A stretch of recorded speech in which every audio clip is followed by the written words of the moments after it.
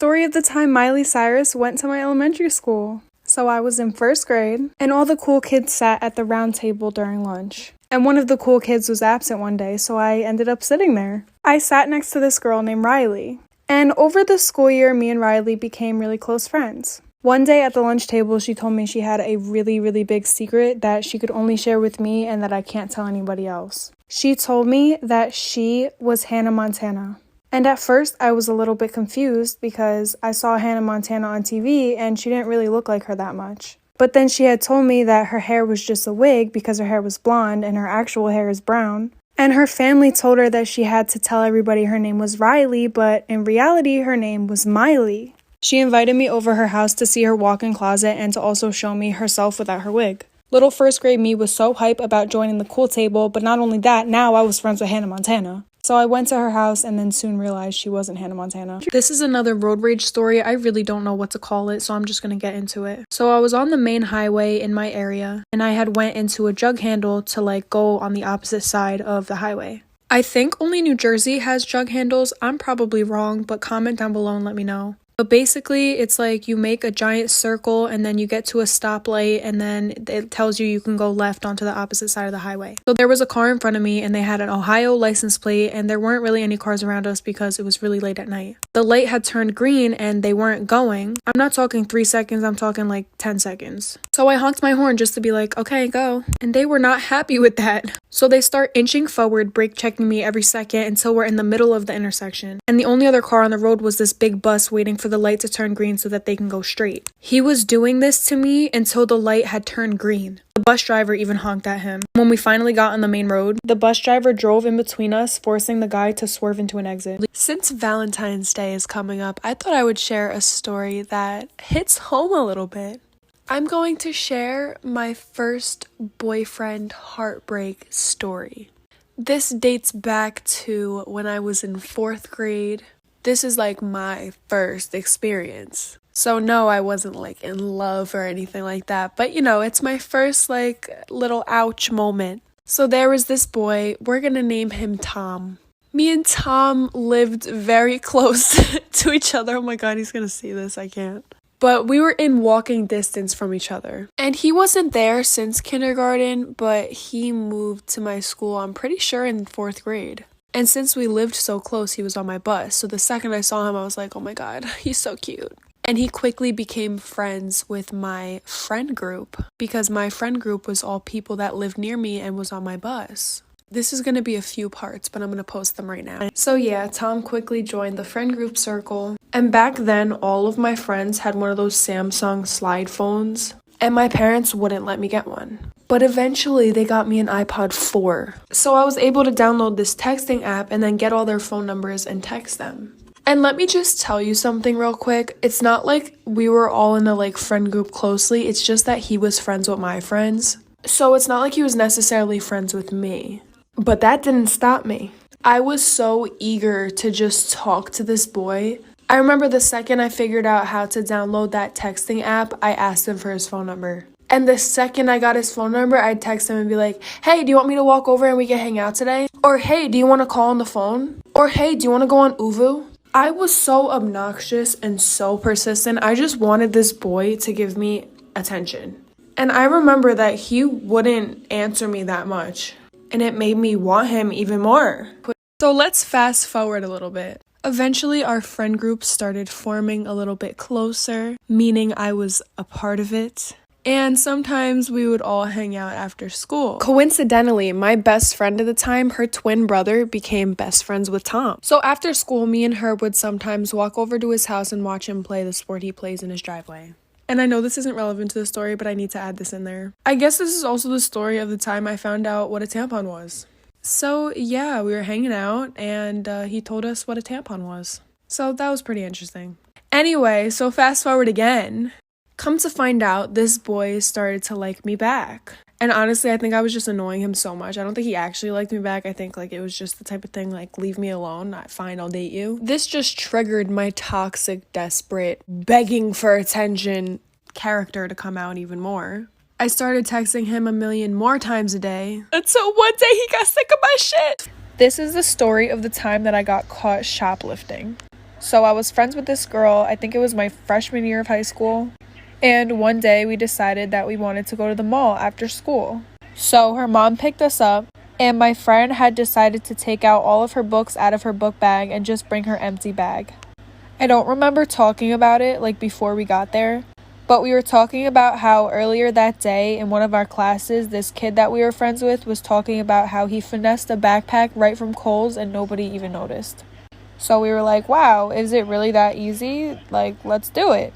So we go into JCPenney and we start taking a bunch of clothes into the dressing rooms. We took off the tags and put them in her bag.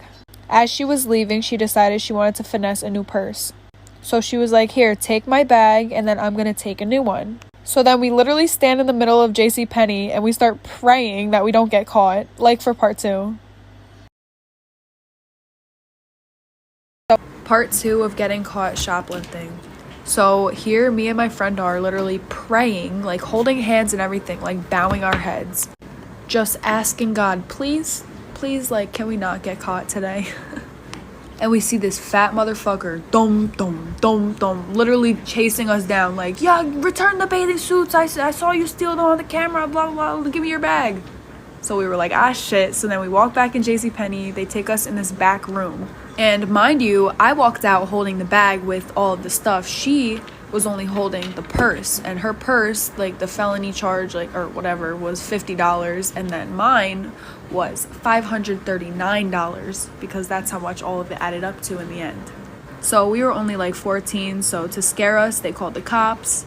And we got arrested, walked out in handcuffs, got taken to the police station. I had my fingerprints done, and the girl that I was with didn't because hers wasn't so high. But yep, that's it.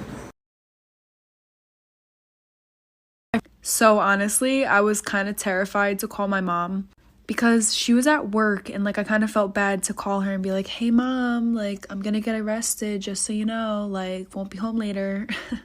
But when I did call her, I was like, oh, so like I'm at the mall right now and I kind of got caught shoplifting, but you know, it's a long story. I had to tell you like what happened and blah, blah, blah. And right off the bat, my mom's pretty calm, but she was like laughing. She was like, like, you're kidding, right? Like, you're kidding, right? And I was like, no, I'm serious. Like, can you come and like, you know, come with us to the police station because I'm scared, like whatever. So then the cops, whatever, came, put us in handcuffs. We walk out. So embarrassing, obviously. Like, I saw a few people that I knew, too, so it was, like, great. Like, everybody's going to be talking about how we got arrested. And, yeah, so that's pretty much it. And I got punished. There was a court session thing, and, yeah. So my mom ended up picking me up from the police station because she was already, you know, prepared to do so. And when we got back to the house, my dad was just sitting at the kitchen table with his legs crossed, like hands crossed, just with that glare on his face. Like you could tell he was mad. And I was at the police station for quite some time, probably like an hour and a half, 2 hours. So he had some time to sit and think. And I'm sure my mom called him and they were talking, discussing punishment plans and all that. But when I walked in the door, my dad was like, sit. And I was like, oh, okay. And obviously right off the bat, you know, I was crying. I was a mess. I was so upset because, like, that was pretty scary. Like, I found out there was going to have to be a court date and everything. So it was, like, a whole big deal, which obviously shoplifting is. Like, nobody should do that. But yeah, I was punished for, like, a year. And, like, that was it. You guys, I keep on seeing this comment, like, I wasn't sent to jail, I was just arrested. Arrested means being put in handcuffs and taken into a police car. That's what happened to me.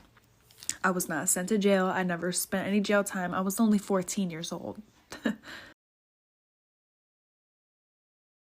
This is a story of the time that I burned off this girl's hair and she went completely bald. So it was her birthday and I wanted to do something special for her, and she was telling me all the time, oh, my hair is so damaged, my hair is like so nappy from bleaching it all the time, I just wish that I could have it straight. So I was like, all right, let me do my research. I didn't actually do research. So I look at the package when I go to Walgreens and it says instant silky smooth hair, and it had in the picture the same hair texture that she had. So I was like, oh, like it'll probably work for her. So the girl's hair was previously bleached I don't know, like 10 times, and before that, and we had gone swimming the entire day before I put the stuff in her hair. So whatever, I start, going like this, applying all the stuff to her hair, and all of a sudden, I like get to the last piece of hair right at the top, and I see like strands starting to like feel a little bit flexible, and I'm like, this doesn't look right. Just comment on here, I'm gonna do part 2 too. This is part 2 of the time that I burned off my best friend's hair until she was completely bald. So once I noticed that the strands started getting stringier and stringier, I was like, I think that we should wash this out. I don't even think that we should let it sit. And she was like, well, I think that we should like maybe let it sit for a while so it works. And I'm like, no, I'm starting to smell something funky too. Like, I think that we should wash it out right now. So she flips her head upside down. I start taking the shower head, trying to rinse it out, taking the product, like just trying to rinse it out. I'm telling you, I didn't even like pull that hard. It was something like this. Watch. I'm like, doing the normal, like going like this. That shit literally clump, like bitch clump. Like her whole hair started falling out her head. Yo, I'm doing too much for this, I swear. So she starts screaming after she hears that first like plop, like right on the bathtub, right in the bathtub, and she's like, oh my god, what the fuck? Ah! And I'm like, I don't know, what do you want me to do? I don't know, it's all coming out, like I don't even know what to. And then my mom comes in.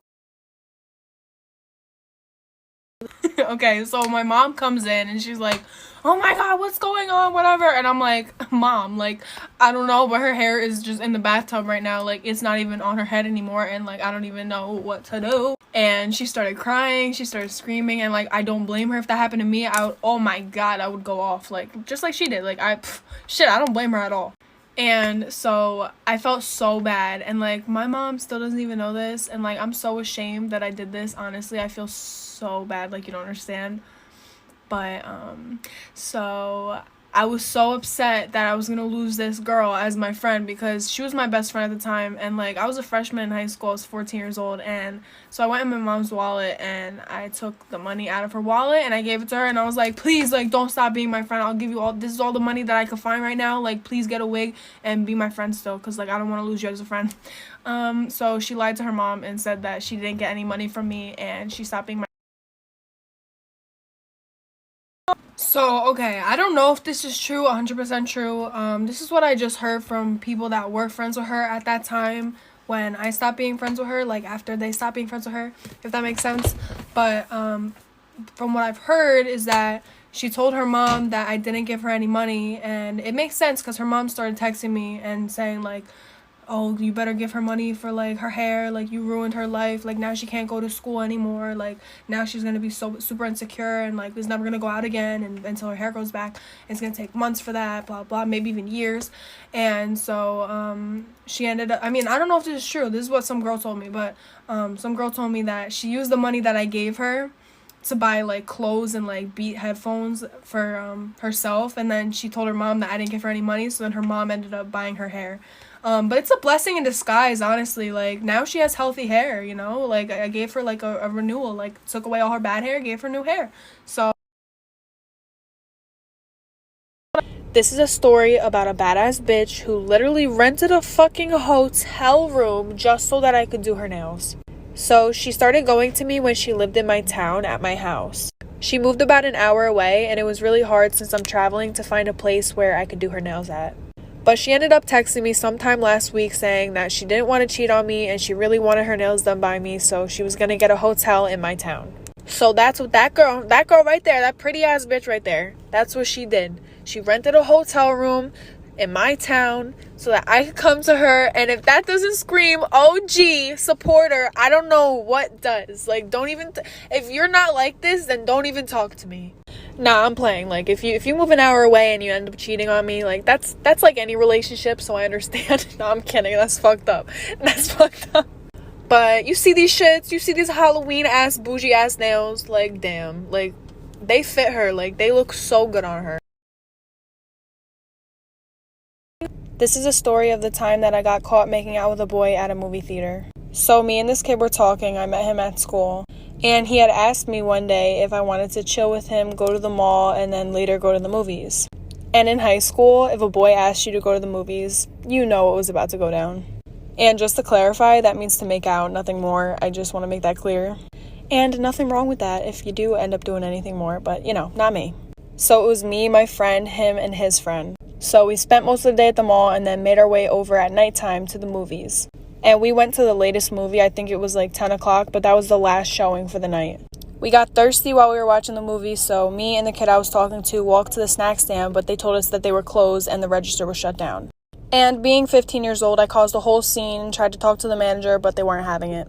Then me and the kid walked back to the movie, and you know how when you walk in, there's like a railing all the way down? Well, he picked me up, put me on the railing, we started making out, and then the door opened. This is getting caught making out with a boy at the movie theater part 2. So he has me sitting on the railing, we're making out. And like I said in the last video, we only made out when we went to the movie theaters, but like we were making out like pretty intense. Like we were, touchy-feely, whatever, making out. And all of a sudden we start seeing light. And obviously it was dark as hell in there because it was a movie theater. So when we saw the light, I literally jumped off that railing so quick. I was like, oh, hell no. My first thought was that it was my parents. I don't know why, but like that's the first thing I thought. So then I started running. But I turned around and he didn't run. And it was the person, like the manager that I guess I don't know. Or maybe it was just a worker. I'm not really sure. But whoever it was, they were holding a water cup. And they were like to him, do you still want water? Like it was so awkward. But yeah, that's my story. This is me eating the inside of a pepper.